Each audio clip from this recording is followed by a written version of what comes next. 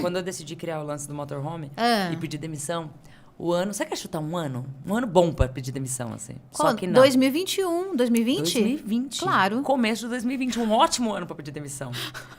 Mas eu digo que é providência, 2020, né? Que é pra gente apanhar bastante e conseguir ter história pra Então, pra peraí, contar. a Camix tem... 3 anos agora. É um bebê. É um baby, exatamente.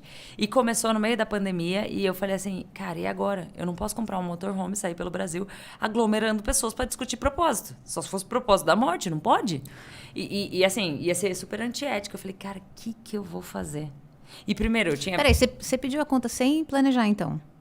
Eu planejei 1 ano de tranquilidade e que 1 ano eu ia comprar um motorhome, eu ia rodar o Brasil, ia criar um canal, ia tudo dar certo. Eu não contava que tinha uma pandemia, porque não... Você pediu no início de 2020? No início de 2020. 3 meses depois a gente fechou. Exatamente. E que cliente, né? A experiência de que cliente? Que os clientes estavam tudo dentro de casa. Não, e eu nem falava de experiência do cliente. Olha que coisa, porque o começo não era para falar de experiência do cliente, era para falar sobre como você pode ser mais protagonista. Tá. Só isso, não era para falar. E na época, olha que coisa curiosa, eu entrevistava presidentes de empresas, diretores financeiros, e eles me diziam que queriam reduzir custo.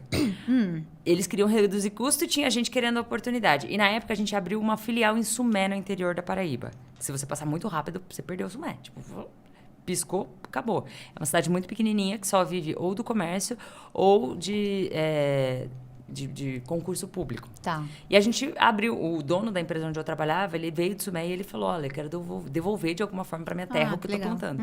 E a gente abriu a filial lá. E a primeira vez que eu fui fazer conversar com a equipe, eu falei assim, olha, então, a gente vai fazer um evento para varejo. Eles falaram, varejo? O que é varejo? E eu falei, nossa, olha o business days que eu fui pegar lá atrás. Não, vou explicar melhor. Expliquei, não sei o que lá. Depois de 6 meses, eles voavam. E eles ganhavam, em média, sei lá, R$1.200. Vamos pegar um salário mínimo. A equipe de São Paulo ganhava 1.200, 4. A equipe de Sumé era mais engajada. Olha. E eu falei, cara, e se esses diretores financeiros e presidentes com quem eu converso conhecessem outras Sumés da vida e investissem lá, ele ia conseguir reduzir custo e dar oportunidade no Brasil. E talvez nem todo mundo precisasse passar por aquele efeito migratório, porque tem oportunidade. Claro. Só que aí eu pensei assim, bom, match ideal, porque eu preciso preparar as pessoas para elas serem mais protagonistas para abraçar a oportunidade e eu preciso levar oportunidades para esses lugares. Então era isso que eu ia fazer, o match. Mas eu quero entender por que a turma de Sumé era mais engajada. O que tinha lá que estava... Falta de oportunidade. Falta de oportunidade. Quando eles viam a oportunidade de trabalhar numa empresa, no mundo corporativo, tendo contato com diretores, com gerentes, tendo contato com aquele dialeto que não era comum. Então, quando ele chegava na praça, tem um ritual de praça, né? Nessas cidades pequenas. Chegava na praça e conseguia falar assim, não, que é B2B, é B2C, que pra gente é muito simples falar B2B e B2C. Pra eles não era. Então, quando eles conseguiam falar nesse nível, assim, todo mundo falava, nossa, que pessoa inteligente. Então, como a gente contribuía pra vida dessas pessoas? E eu falei, cara, que legal. Quantas outras empresas podem levar um dialeto diferente? Podem expandir. E olha como a gente cresce como nação quando a gente faz esse match. Sem dúvida. E eu tava muito nisso. Eu falei, eu tinha certeza, Vivi, eu tinha certeza que com isso a gente ia mudar o mundo. O Brasil, né? Falei, nossa, o Brasil vai ser... Nossa, um Brasil para brasileiros. É abrir o olho das pessoas, que as pessoas têm capacidade de aprender, só que elas precisam de oportunidade e gente com paciência, porque o tempo... É diferente. É diferente. Mas depois também que aparelha... Só vai. Porque o nosso timing de sinapse começa a melhorar, né? Então, quanto mais você aprende, mais você se torna questionador, mais você consegue aprender. Quanto menos a gente sabe sobre alguma coisa, mais a gente acha que sabe sobre aquela coisa. Então, quanto menos eu sei, menos eu vou aprender. Porque eu não tô afim de aprender. Agora, quanto mais eu sei, eu começo a pensar, opa, será que aqui não tem mais alguma coisa que eu não sabia ainda e que eu preciso saber? Opa, mais uma pegadinha, talvez. E a gente se torna questionador.